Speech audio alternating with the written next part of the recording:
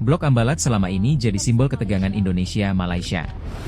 Tapi kini, dua negara sepakat kelola blok kaya minyak ini secara bersama. Pertanyaannya, ini langkah damai atau kompromi atas kedaulatan?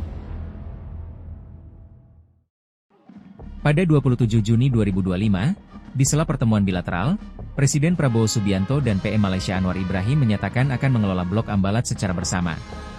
Wilayah yang terletak di Laut Sulawesi itu selama ini jadi sengketa panas, bahkan pernah memicu konflik militer kecil pada awal 2000-an.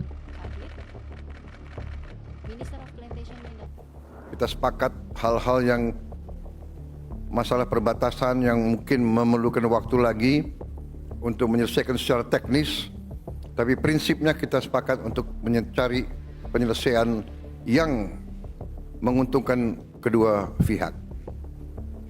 Contoh masalah Ambalat, kita sepakat bahwa sambil kita saling menyelesaikan masalah-masalah hukum, kita sudah ingin mulai dengan kerjasama ekonomi yang kita sebut joint development. Apapun yang kita ketemu di laut itu, kita akan bersama-sama mengeksploitasinya.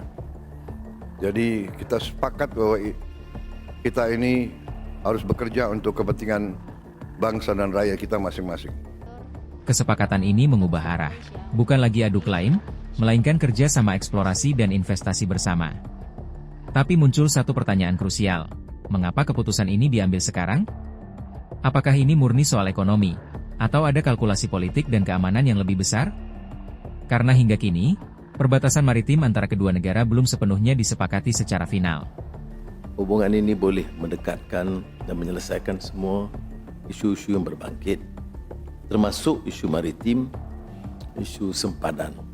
Dan kalau nampaknya masih buntu sedikit perundingan dari segi hukum dan peraturan dan undang, maka tidak ada halangan untuk kita segerakan kerjasama ekonomi, termasuk yang disinggung tadi, Joint Development Authority, walaupun di kawasan Ambalat.